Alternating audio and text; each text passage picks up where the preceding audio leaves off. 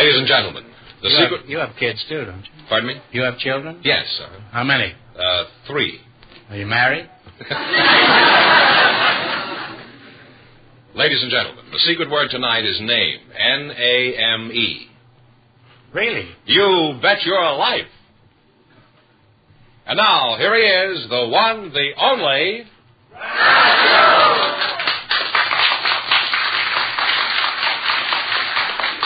It's nothing to shout about. They're a dime a dozen.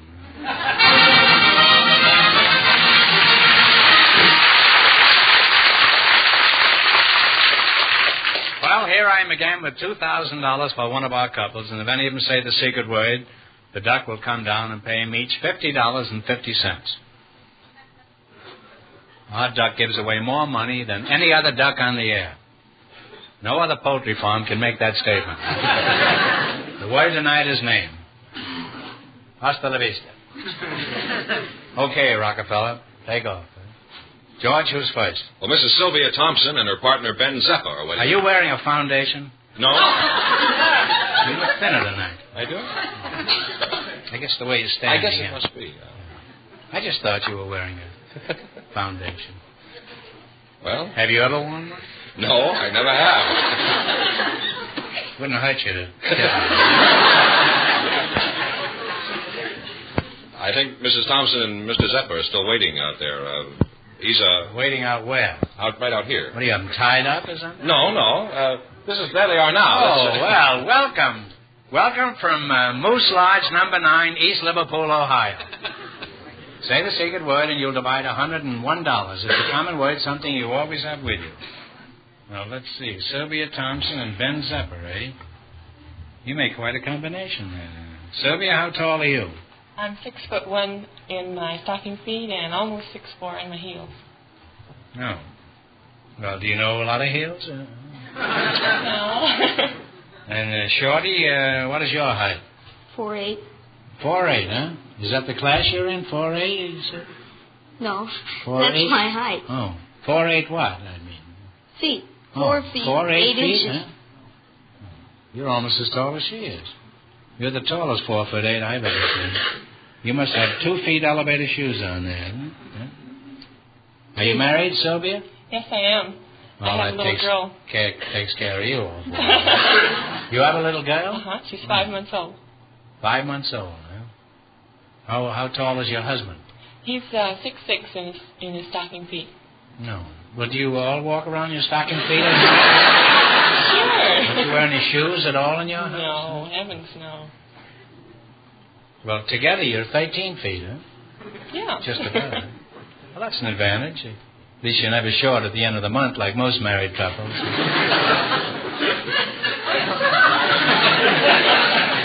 How did you meet this dinosaur, Sylvia? Dinosaur? Isn't she a singer, Dinosaur? Well, this giant that captivated you. Well, we were at a tip-topper dance, and... You were where? I met him at a tip-topper dance. Tip-topper dance? Now we were dancing. What do you do? Go walk around tip your tops? No, that's a club. That's a club? That's a club for tall people. Oh. The girls have to be 6 foot in their stocking feet. Here we go again. And the boys have to be 6'4" in their stocking feet. Pretty gamey around there, isn't it? And they make sure that they're that size too, because in the introductory dinner, well, they measure them, and they have They measure them? What do they have, an undertaker there? That they lie down and measure? No, they have a little stick that's called Little Joe, and you stand on it in your stocking feet. And you have a light on. The light goes out if you measure that correct height. And if you don't, he goes out, huh? Well, a lot of times they stretch people. They one time they was that a 7th inning stretch or just can they stretch any inning? One time they put a girl over the balcony and they held her, so she. They held her on the balcony? I held a girl once on the balcony, but I didn't stretch her. I just held her, that's all, until the usher threw us both out. And she got in, too. She got in the balcony? No, she got in the club. Oh. Well, is the club in the balcony? Or don't you have a club downstairs? No. The club is a social club. Well, it's quite for tall evident. people. I mean. And we have lots of fun. Mm-hmm. Stretching each other, eh? Yeah, oh, yeah.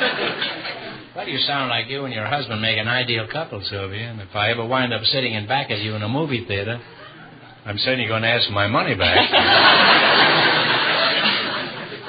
Your name is Ben Gazzara? Who? Ben Gazzara, is that you? No, Ben Zeppa. Ben Zeppo, eh? That's my brother, Zeppo. You're not my brother, are you? My name's Ben Zeppa.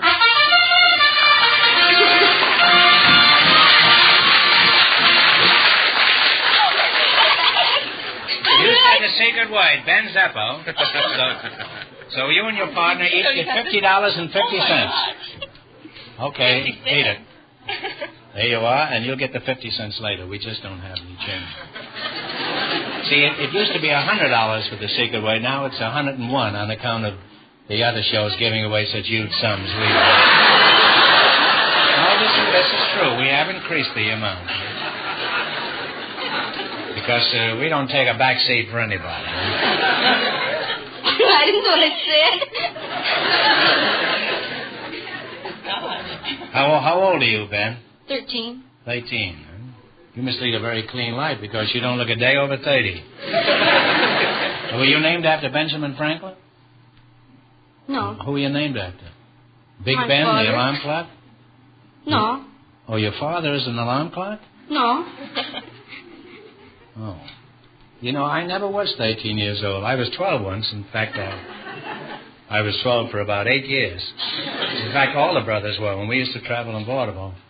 If you were 12 or under, then you went on half fare on the railroad train. And for years we traveled this way.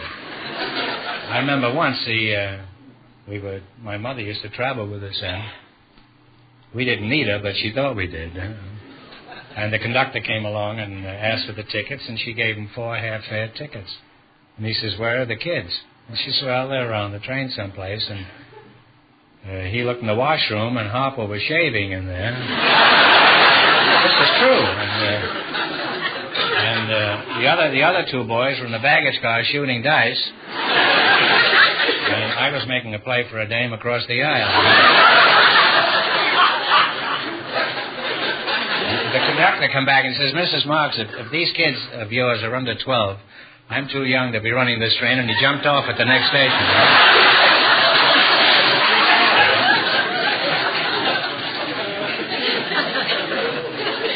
So, actually, how old are you, Ben? 13. 13. Are you sticking to that story, huh? Mm-hmm. Were you born in L.A., Ben? No, I was born in Liberal, Kansas.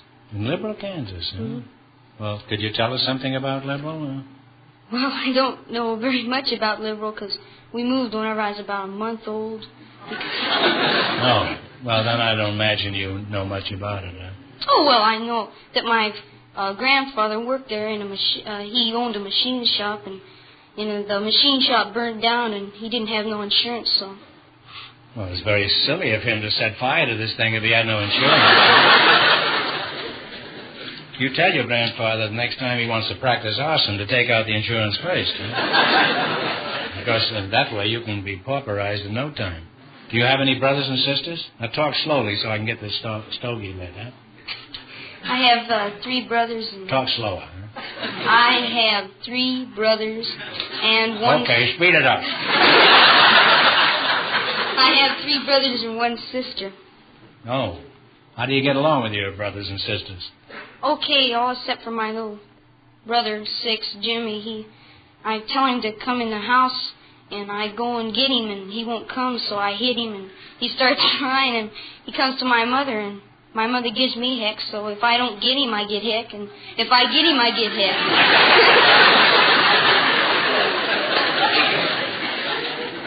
Well, do you always have to get him? Isn't there any of the other brothers that could get him? No, I'm the biggest. I'm the only one that can get him. Oh, well, you're the only one that can handle him, huh? Well, you have to realize Jimmy's just a baby. You should never hit a little kid like that. The thing to do is to disintegrate him with a ray gun.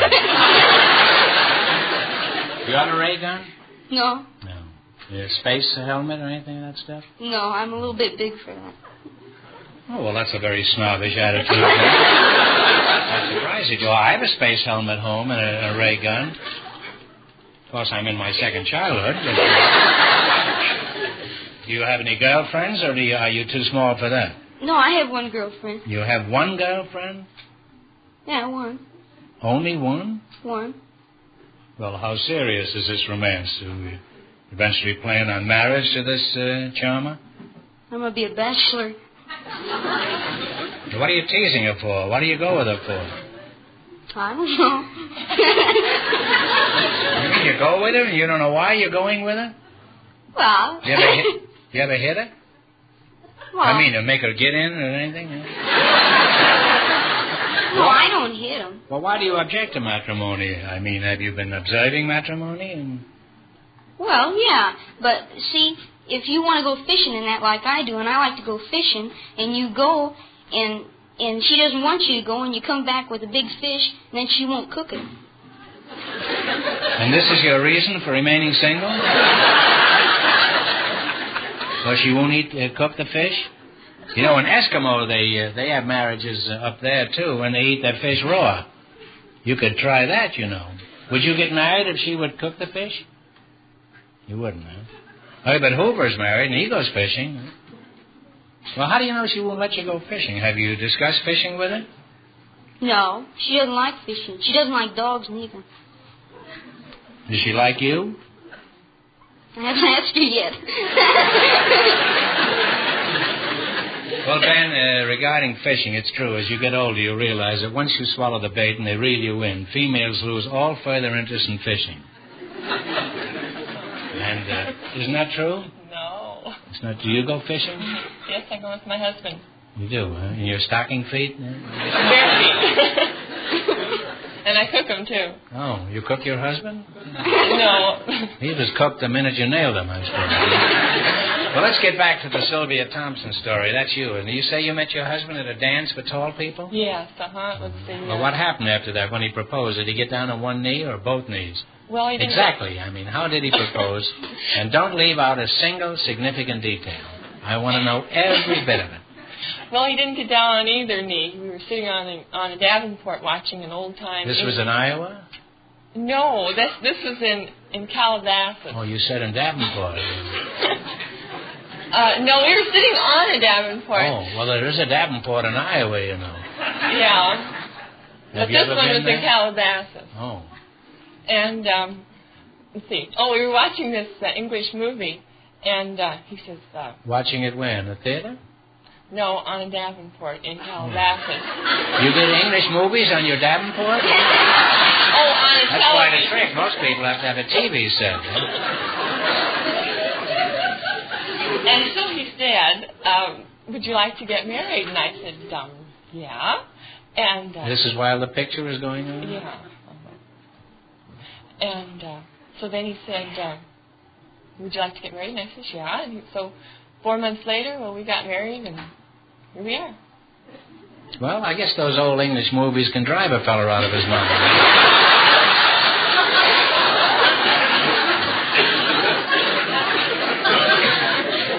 What was the picture, do you remember? I haven't the slightest idea. Well, was it a romantic picture that perhaps stimulated this interest in? Well, gee, I don't even remember. I just remember this blimey talk in it. Limey talk? Limey talk. Oh. They were saying blimey. Oh, I see. Well, have you ever gone with a short fellow? Well, I've danced with a short fellow. Yeah, several short fellows. Yeah, and it's no good? That's what was so exciting at this first Tip Topper dance. Well, it was just the most wonderful feeling. Everyone is as tall or taller than I am. Well, but isn't there something nice about dancing with a short fellow so you can't see his face? You have a point there.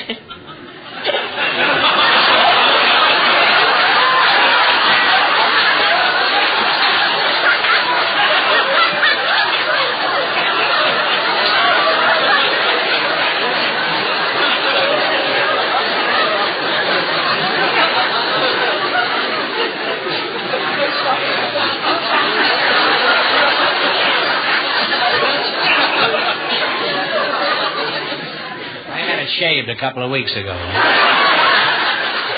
Now, Ben, I realize the interests of a 12-year-old boy are pretty varied, but what do you like to do best of all? I like to sing. You sing? Huh? Mm-hmm. Oh.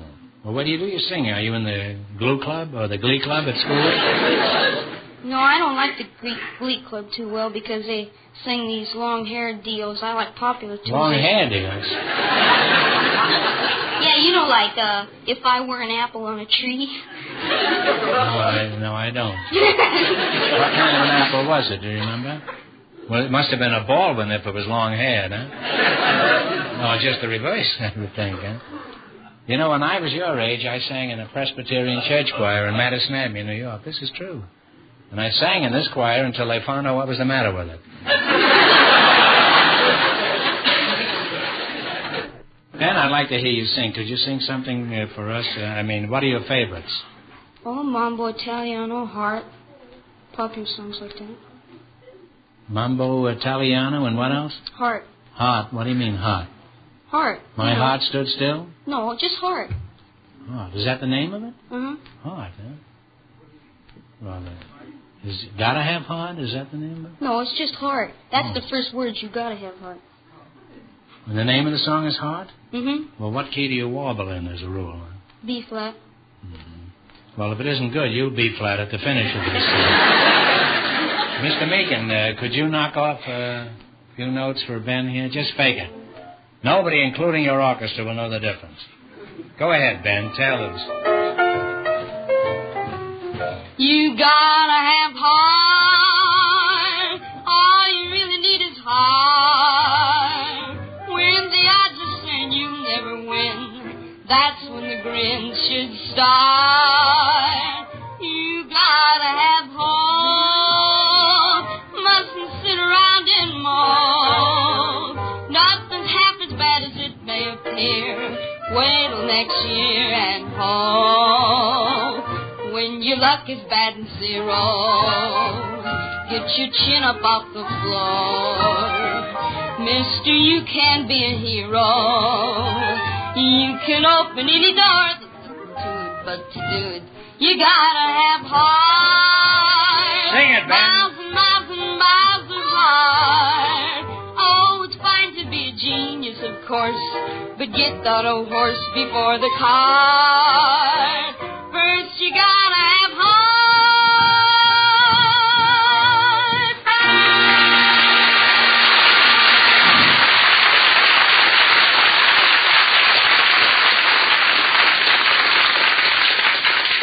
Ben, you've got an excellent pair of pipes, and someday if you work hard, you could be another Caruso. No, an Eddie Fisher. What? What's that? Eddie Fisher. Well, I don't blame you, Sonny, but it's a mistake to want to be another Eddie Fisher. Yeah, because he's married. No, it isn't that so much, but there's only one Debbie Reynolds. Well, you're a charming couple, and I hope you both make a lot of money tonight, because right now we're going to play You Bet Your Life. Now, you know how to play this game, Ben? Mm-hmm. You know your partners now, and we only want one answer between you. Mm-hmm. We start you off with $100, and you miss a question, you lose half your bankroll. Have you met Mr. Fenneman? No. Hi, how are you? Fine. Hello, Ben. This is Mrs. Ben Pierre. What is her Thompson, name? isn't it? Thompson. Mrs. Yes. Yes. How do you do? Don't overdo it, George. Now, you selected the musical category, and these are all top tunes of the last 20 years. And remember, the more the question is worth, the harder it is. Now, what do you want to start with? 10, 20, 50, all the way to 100? 100. I think you better discuss this with your partner. We did. We did. Oh, you agreed. When did you meet? This morning, you two? No. Now, this song was written in 1936, but it became very popular in 44. Let's see if you can remember it. Play, Jack.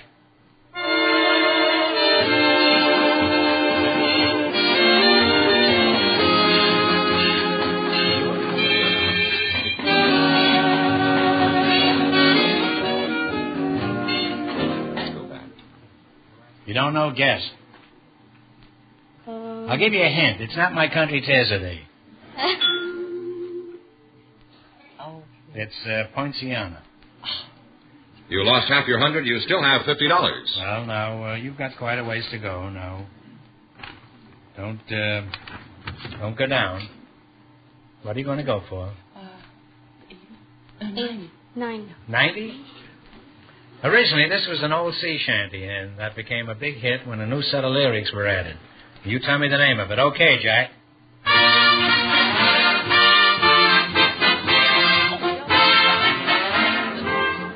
What is it? Bell-bottom trousers. Sing it, Ben. Sing it.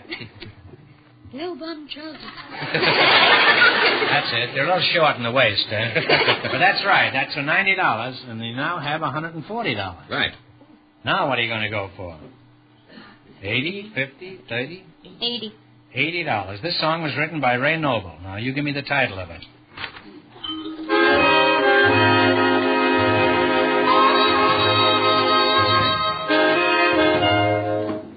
What is it? The very thought of you. The very thought of you was absolutely on the button. Huh? You now have $220. Now, it's your last chance to beat the other couples. What are you going to go for? $70? $70. This novelty song was a big hit a few years ago. Let's see if you can identify it. Play, Jack.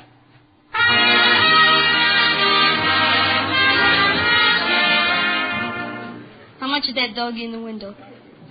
As you ought to be ashamed to take the money, Ben. That's a pretty easy question for $70. And you wind up with $290. Well, thanks and good luck from the DeSoto Plymouth dealers.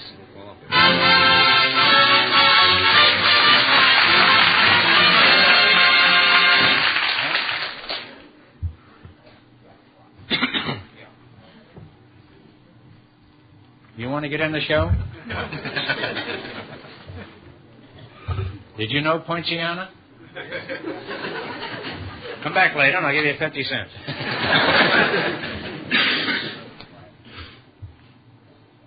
Well, Groucho, just before we went on the air, our studio audience selected Mr. Robert McLeod to be on the show tonight, and his partner is Mrs. Pearl Money. Folks, would you come in, please, and meet Groucho Marx. Welcome to You Bet Your Life. Say the secret word and divide $101. It's a common word, something you always have with you. Pearl Money and Robert, what is it? McLeod. McLeod, huh? Oh. Mrs. Money, last time I saw you, you were in my wallet. Where are you from? Sadlersville, Tennessee. Where? Sadlersville, Tennessee. Sadlersville? You're from the South, huh? And you're actually Confederate money, huh? Then I went to... I assume you married Pearl, is that right? Yes. Then you married Money, eh? That's true. You're very shrewd. What's his first name? Bill Money. Plain Bill. Is it a $1 or a $2 bill? Huh? I'm sorry, Pearl. I just couldn't help it. That joke was burning a hole in my pocket. Well, no more jokes about money. Enough is enough. Now, Pearl, can you lie down on your back and touch your toes? I don't believe I could. Well, try it, huh? Lay down on my back? And touch your toes. You mean you want me to lay down? Yes, this kind of a show. That's the kind of a show we have. Over here, Pearl. Now, you just lie down right here, huh? Now, you lie down and then get up and touch your toes. Now, touch your toes. It's not easy. Well, that's pretty good. That's pretty good, huh?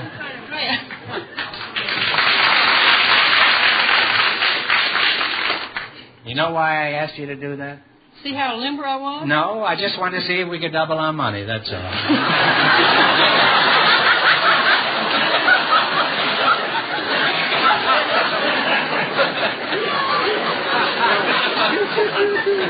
You're a good sport, kid. Well, what is your name again, Shorty? My name is Robert McLeod.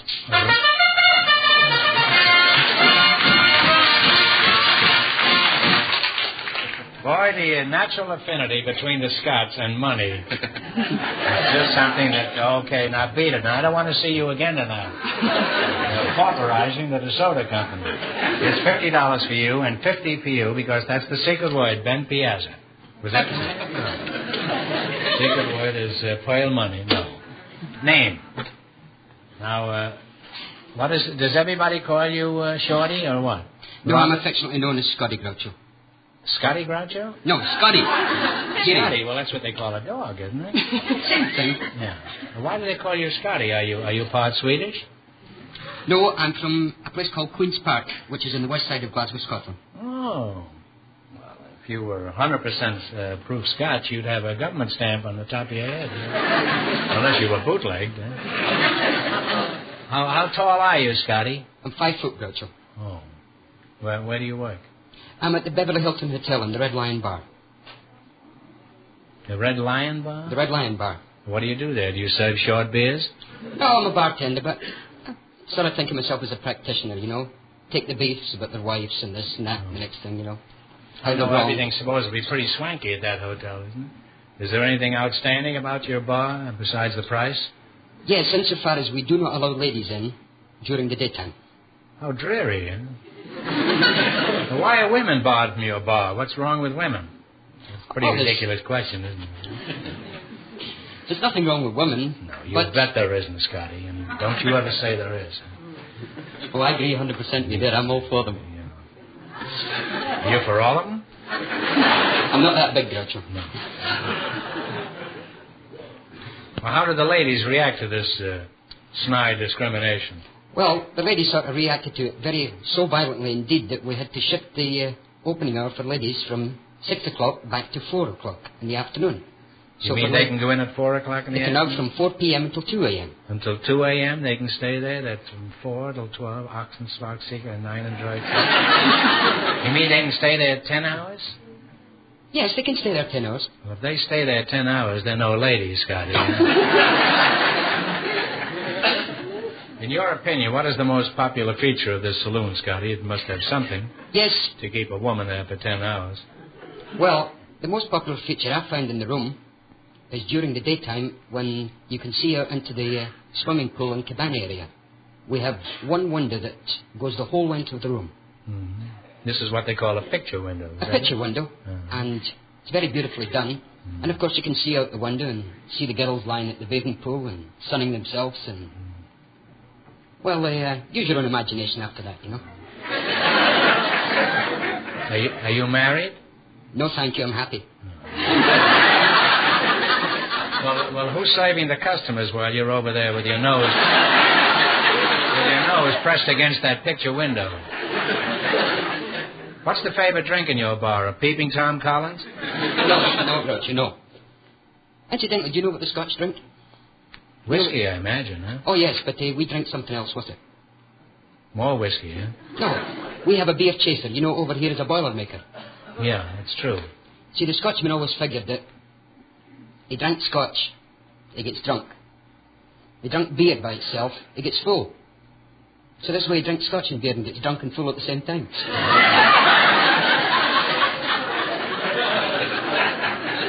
This is providing somebody else is paying for it. Naturally. The Scot will pay for the beer, but the other guy pays for the whiskey, is that? Most definitely, yes. Do you know any Scotch songs there, Scotty? Oh, I know a few. Can you... Practically every Scotsman. You know, Roman and the Gloamin', Alla Lassie, Doc and Doris. Nice to get up in the morning. That was one of Harry Lauder's favourites. Oh, nice to get up in the morning? Yes. Well, could you sing a few bars of that for the customers? Certainly. Well, tear loose, huh?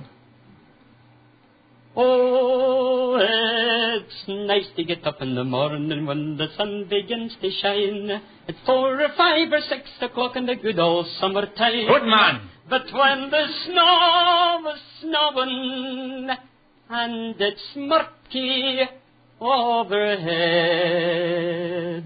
oh, it's nice to get up in the morning, but it's better to lie in your bed. Hey!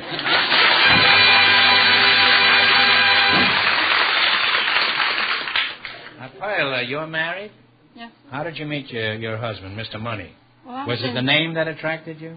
No, I didn't know his name when I first met him, naturally. I went into a... You know his name now, though, huh? Oh, yes. I went into a restaurant to get some information, and he was sitting on a stool talking to another gentleman in reference to what he was going to have to learn when he went into the Army, so... he asked the... Was this a barroom? No, it was just a regular restaurant. Uh-huh. He you mean he was going in the Army and he wasn't in a barroom? No, he probably had been before he got there because he had a load on? cut over his eye, and his eye was bleeding. And, he was bleeding over the eye? Yes. And what was he eating while this was going on? Well, he was more or less talking. I don't think he was doing much eating. Oh. at that time, and he asked the waitress for a cloth to wipe the blood off his face, and she said, we don't furnish cloths here to the customers. We only furnish food. So I felt sorry for him. You could have got a shredded wheat, you know, and wiped that thing away. I felt sorry for him. And I asked him if he would like me to drive him to a doctor. And he said, you were sure. single at the time, huh? Yes. And you were on the prowl then? Oh, I guess. Yeah. You, how long after this did you nail him? Well, the next day. You were a shy little thing, weren't you? I've heard of speedy marriages, but this must set a record sometime. Weren't you a little worried about the consequences of this hasty decision? I sure was. I didn't have time to tell him I'd had 3 children by a former marriage.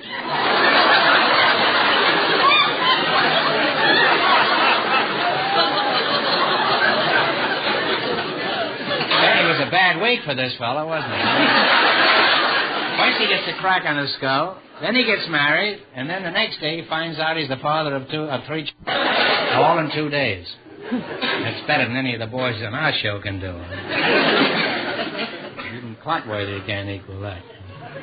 What kind of work does your husband do now? We do tree service work. Tree service? Yes.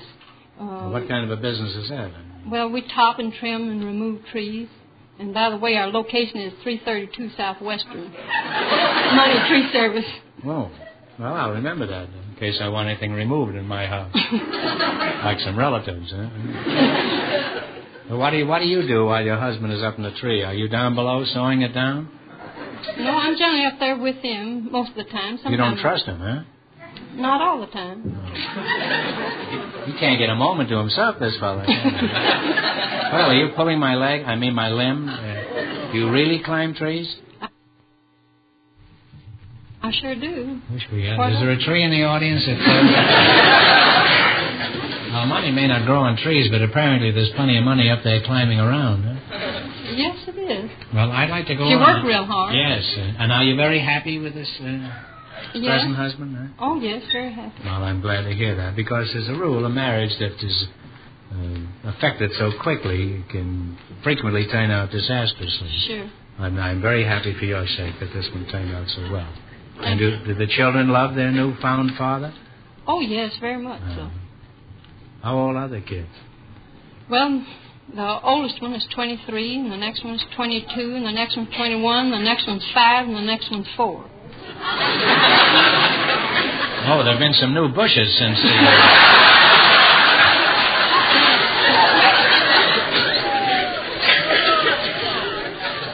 Well, keep it up. Keep it up, Pearl, because if there's one thing we need out here is more population.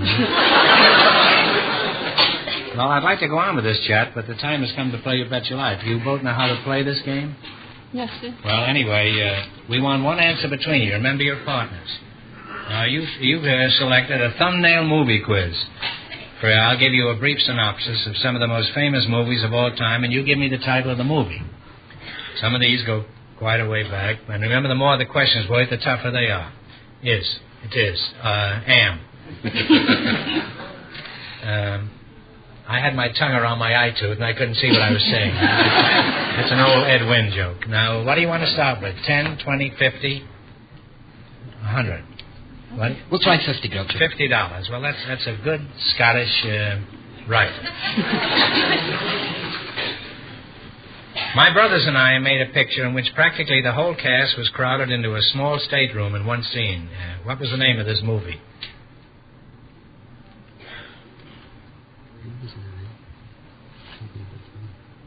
Seven Brides for Seven Brothers.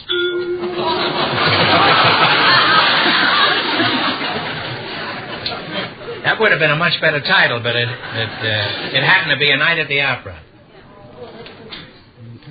And now what are you going to try? You have $50 left from the 100. So we'll shoot for the other 50, huh, Pedro? Well, you can go for 40 or 60. 50 has been taken now. 50's been taken. We'll take 60. 60. In 1934, both Claudette Colbert and Clark Gable won Academy Awards for their parts in a Frank Capra comedy. You tell me the name of it. It happened one night. What was that? It happened one night. That's right. It happened one night. You now have $110. Oh, what are you going to try? 70? 80? We'll try for 100, Groucho. 100. In 1928, Buddy Rogers, Clara Bow, and Richard Allen starred in the first big picture about World War I flyers. What was the name of this picture? We Fly Alone? Hell's Angels. No, that's very nice, but you're both wrong. Huh? It was Wings. You now have $55. All right, you still got a chance. Now, what are you going to go for? Little ones are easy. Which one? 80? 40? We'll go for 80, Groucho. 80. Now, one answer this time. I don't want two answers like you did last time. In 1942, Greer Garson, that's a countrywoman of yours, and Walter Pidgeon starred in a movie about an English family during World War II. What was the name of this picture? The name of it was Mrs. Miniver. That's right. Mrs. Miniver's right. And you wind up with $135. Now, before you leave, I presume you're a British subject since you work in the Red Line Inn. No, sir. I'm an American citizen. Oh, but you still have a kind of a proprietary interest in very definitely. what goes on in the British Isles. Do you think that Captain Townsend should marry Princess Margaret? I very definitely do. Even if it disrupts the whole British Empire? That's going to disrupt nothing. Just let them get married and be happy, that's all. Well, that's a simple solution. And in the morning, I am going to send her a wire and tell her that Scotty at the Red Line Inn at the Hilton Hotel advises her to get married immediately. Thanks to both of you, and good luck in the DeSoto Plymouth dealers. From Moose Jaw.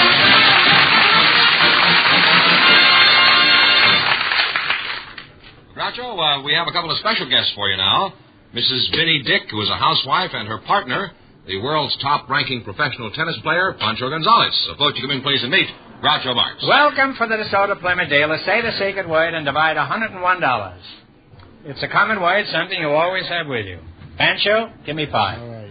Glad to see you. Nice to see you. And you're Mrs. Vinnie Dick, eh? Vinnie, shake hands with the world's best tennis player. Oh, Vinny. Hello, Pancho. He's the only man in the world who has a better racket than I have. And, Pancho, I'll get around to you in a minute, but first I'd like to get better acquainted with Minnie. Oh, Vinnie. Are you a native Californian, Vinnie? No, I was born in St. James, Missouri. St. James Infirmary? Center of the Ozarks. Center of the Ozarks, huh? And do you live in Missouri now? No, I'm a resident of Liberal, Kansas now. Liberal, Kansas? Liberal. Well, that's an extraordinary coincidence. We had someone out here a little while ago from Liberal, Kansas. Is that little boy around here? Where is he? Say, Ben, come out here. I want you to meet one of your countrywomen. This is Ben Pizzazza. They're both from Liberal, Kansas. Isn't that you? Quite. You want to tell us something about the old town? Huh? My uncle owned a machine shop.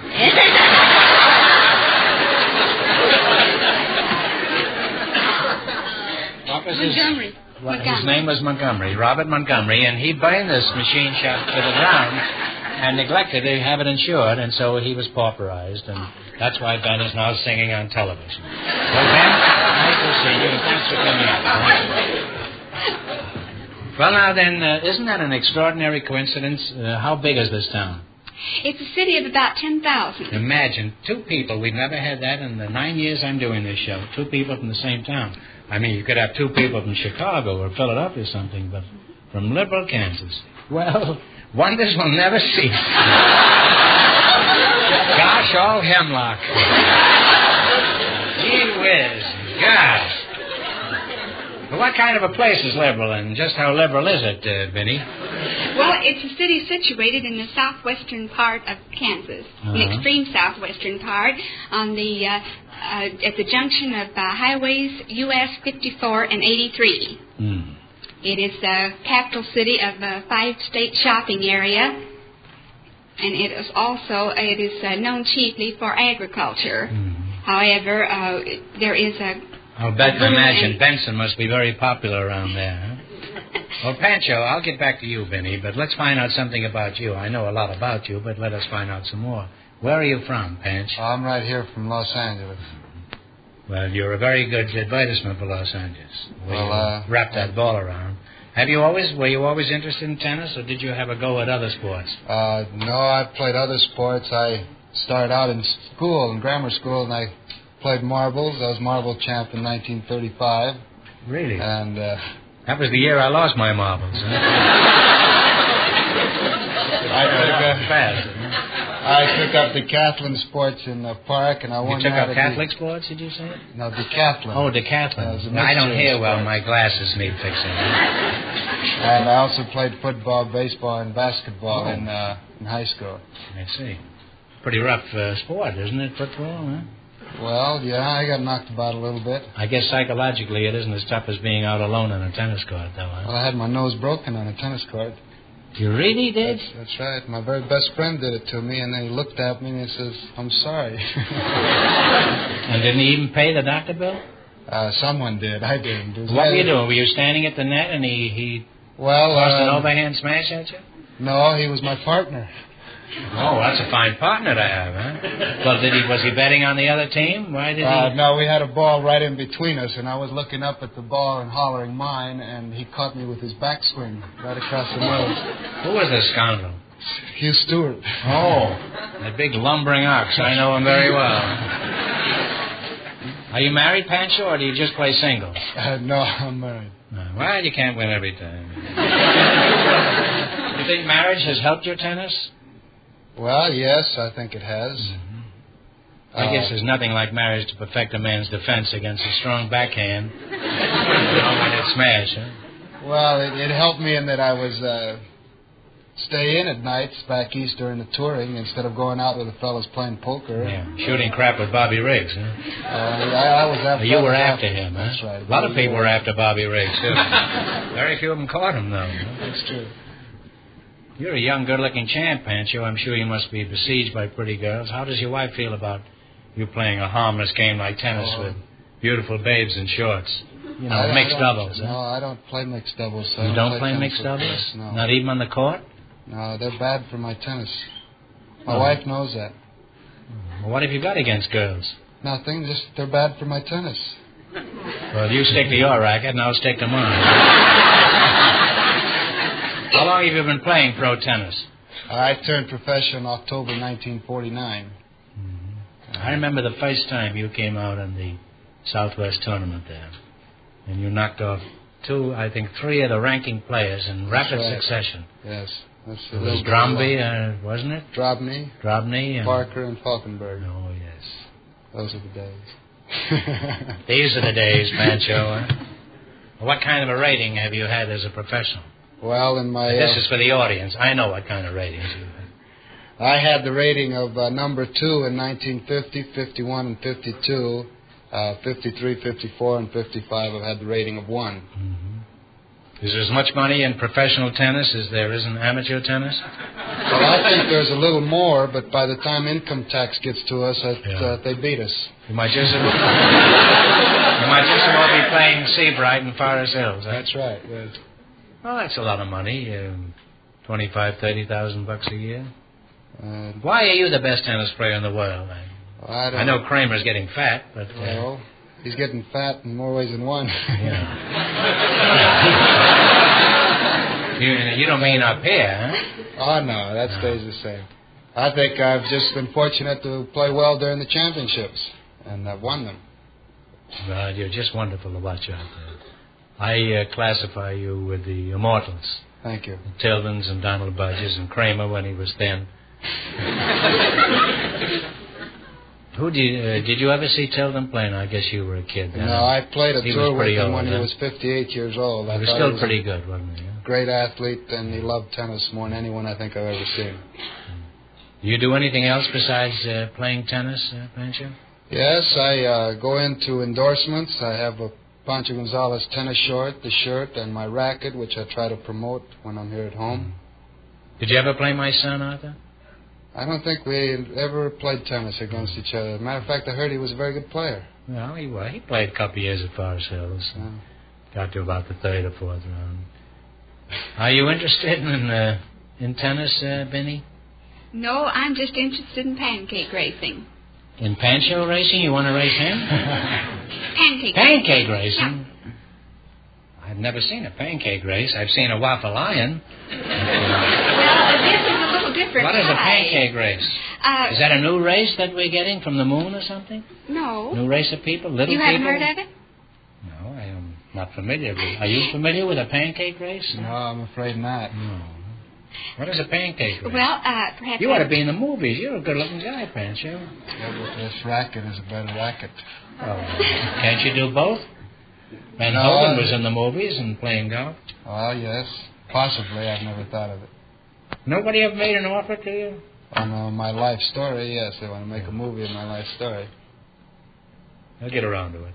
But do it now. Don't wait till you get ugly. Like next week. What is a pancake race, Benny? Pancake race is where the women race down the street 415 yards carrying a skillet with a pancake, flipping it 3 times. Flipping it in the air? Yeah. How high do they flip it? Well, it all depends, just so long as they get it turned over. Why don't they run with stakes? I saw a stake race at Santa Anita last year. Pancake's easier to flip. I sat in the grandstand licking my chaps when my horse came in. Well, this is a whole new world that you're opening up here, Benny. Is this craze for pancake racing strictly a liberal affair? Or no, it's international. This craze is sweeping the country. It's international. Imagine sweeping the country with a pancake. It's an international race? Yes. What other countries compete against this? Only England. Oh. And liberal Kansas. What? Liberal Kansas and only England. This small town of 10,000 people competes against the British Empire? Only. And Schwepperwessen? You have a race between Kansas and England? Yes. Don't the pancakes get soggy when you're crossing the Atlantic? You'll have to explain this if it's possible. Well, the liberal Kansas has a race course. It is a 415-yard S-shaped course racing down the main street of town. This and town only has has a main a similar street? course. This town has a main street? Oh, yes. That's all. Even little towns have a Well, main street. I've never been. But in only England, they have a similar race course. Hmm. And the They have women a town called Liberal, too, in England? Only. Only Liberal? Only England and Liberal Kansas. Only England and Liberal racing Only is this. a little village in... Oh, only is a village over in there. England. Oh, I see. The times are compared by transatlantic telephone call after the race has been run. Well, who's ahead now, England or Liberal? It's even now, 3-3. I looked in the Wall Street Journal. It wasn't in there this morning. It started in... it just said I was wiped out in 3 of my stocks. But there wasn't any mention of your pancakes at all. Well, it's an old sport in England. Well, in fact, I'm an old sport here, but that isn't... It's over 500 years old in England. Well, I'm not quite that old, but I'm moving along rapidly towards how have you made out in this international flapjack race? I have won the American in 3 times, and I have won the international twice. Well, I want to congratulate you. I'm surrounded by world's champions tonight. Huh? Pancho, how do you feel standing next to a world's champion? Feel pretty good. You got more syrup than her pancakes. How fast was your time in these races, Benny? I hold the world's record of 1 minute 5 1/10 seconds. That's fantastic. You must be grease lightning out there in the track. Have you ever thought of entering the Olympics? I've seriously considered it. However, I am considered pro because I have accepted $350 prize money for running the race. I'm sorry to hear that. Without you on our team, the U.S. is certainly going to get flattened in the pancake race. How about training, Benny? Do you have to prepare for this? I go into it very seriously. Very syruply, isn't it? About 2 months before the race, I eliminate sweets and fried foods from my diet and increase green vegetables and fresh meats in my diet. And then about a month before the race, I start in with my training programs, such as doing a lot of walking as much as 3 miles a day. You walk 3 miles a day And, with a frying pan in your hand? Sometimes you have to get the feel of the skillet in your hand because that is a handicap. Yeah. That's true. I also have, since I do work through the day, I have to go out on these lonely country roads at night and do my training with my husband behind me in the car, clocking me with a stopwatch. Now, what is your fighting weight for the championship? 92 pounds. 92 pounds. I gained 2 pounds once, and my husband told me I had to lose it because it was too much.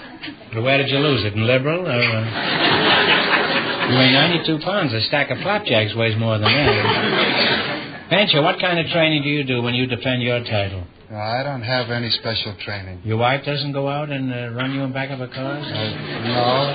She might send the skillet out after me. Oh. Well, there you are. That's the difference between an ordinary world tennis champ and an international pancake champion. Pancho, if you want to beat Benny, you'd better start chasing automobiles. Well, she's got me tired already.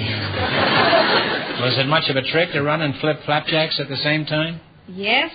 In fact, I almost lost a race once by dropping my pancake right at the finish line.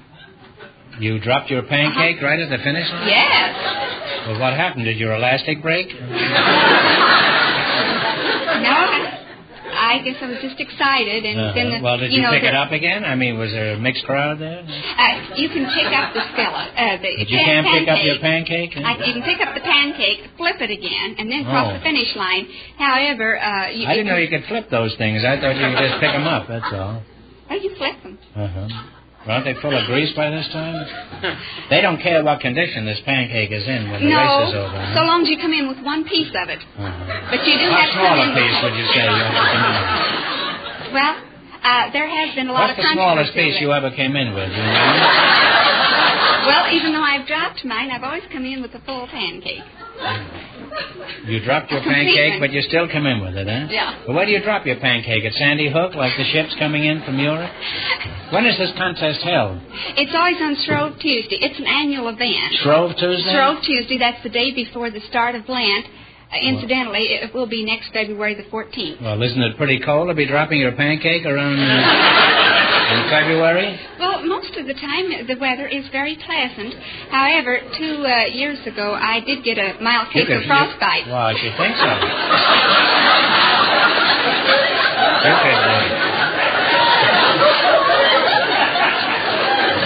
You have a good chance of freezing your waffle running like that.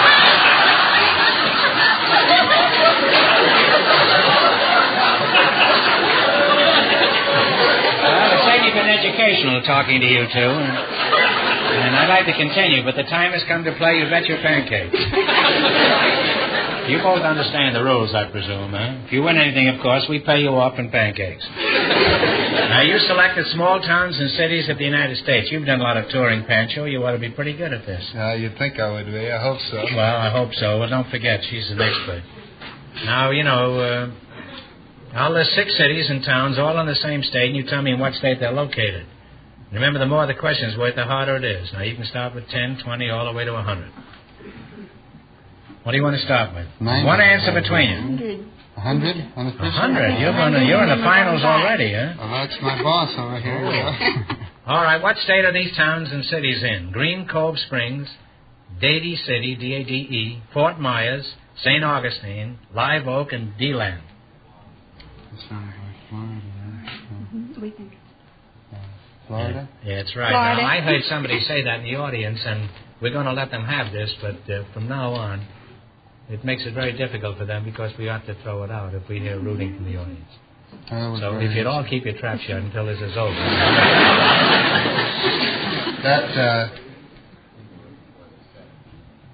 Yes, they knew it. They knew it. Florida is right. Thank you. You now have $200. That's great. Well, you're not home yet, Pancho. No, it just reminded me of the professional tournament they hold in St. Augustine. Oh. Well, now what are you going to go for? Should we go for 90? I guess. 90. 90? Here are the towns and cities. Vicksburg, Rolling Fork, Yazoo City, Natchez, Belzoni, and Wiggins. What state are they in? Vicksburg, Rolling Fork, Yazoo City, Natchez, Belzoni, and Wiggins. Massachusetts? No, you're quite a ways off. It's Mississippi. All right. Well, you're back where you started. You still have $100. You know, if Mississippi asked Missouri for her New Jersey, what would Delaware? Idaho, Alaska. That's what we used to say in school. And until I go back to school, I'm never going to repeat that again. What are you going to go for, Panch? Be 80 now, I guess. Panch, what state are all these towns and cities in? Crown Point, Red Key, Rising Sun, Tell City, Kokomo, and Angola. Indiana. Indiana? Back home again in Indiana is right. And you now have $180. Now you can go all the way from 10 to 70. Last chance to beat the other couples. 70?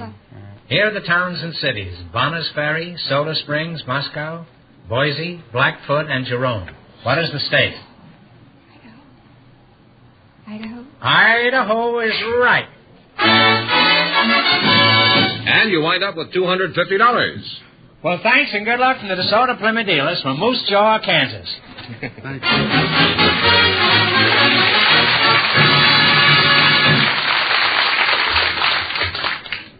And that means that Mrs. Thompson and Ben Zeppa with $290 in just 1 minute. Zara, isn't it? No, Zeppa. Oh. In just 1 minute, get the chance at the $2,000 question.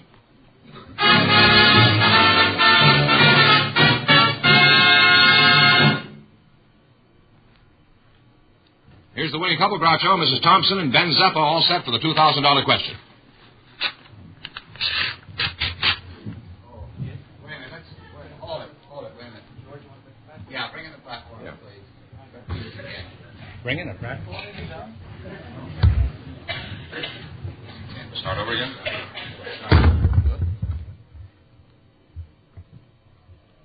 We have a lot of production on our show. This is a sort of a spectacular. We have this platform here. And here's the winning couple, Groucho, Mrs. Thompson and Ben Zeppa, all set for the $2,000 question. Well, here's your chance to get rid of that girl, Ben, and because you may have money after this. You also may not.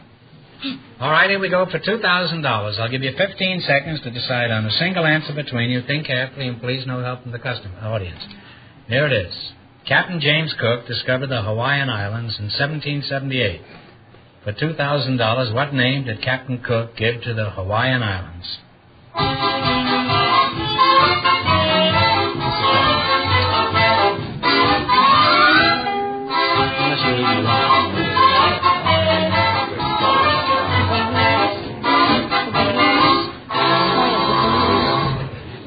What's the answer you two have decided upon? I don't know if this is right. What? Bahamas? No, you're wrong. It's the Sandwich Islands. Ooh. So that means the big question next week will be worth $2,500. Well, they lost the big money. How much did they win the quiz, George? $290 in the quiz. And didn't they win the secret word? Yes, yeah. Well, how much is that total now? $390. No, what about the $1, George? Oh, I've forgotten about that. $391. That's better, George. Well, congratulations, and thanks to both of you and to all of our contestants on the show tonight.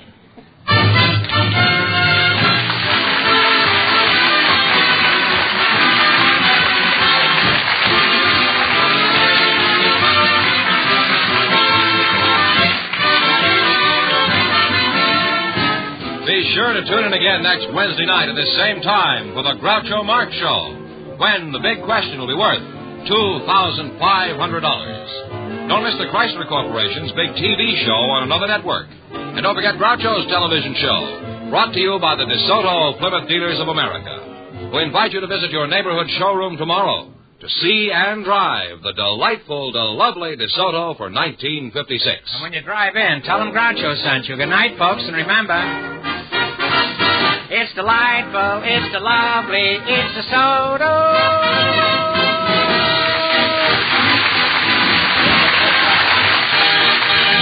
Folks, here's a reminder from the National Safety Council. Whether you're walking or driving, darkness is a signal to proceed with care and be more alert. You Bet Your Life, transcribed from Hollywood, is produced by John Goodell. Directed by Robert Dwan and Bernie Smith.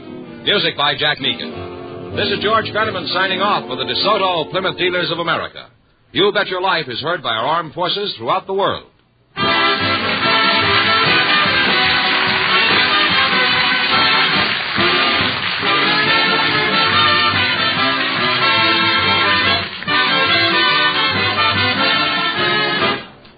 want to thank you all for showing up, and we hope you all had a good time. Those who didn't, if you'll send me $12 in cash just to defray the cost of mailing, we'll send you each a lifetime supply of maiden-form bras. Good night. Wait just a moment, folks. We'll take your picture, and you can then wave back at yourselves when you... I shouldn't have said that, because I have a great prejudice against waivers, if you wouldn't mind. Fine, with some applause and a smile. What do we do? Oh, well, you see, this is why they pay extra so much money in the movie business. Light always goes on. Now, if you can recall about an hour ago and smile and applaud as if you had... Are we? Thank you. Like you had just met Mr. Marks.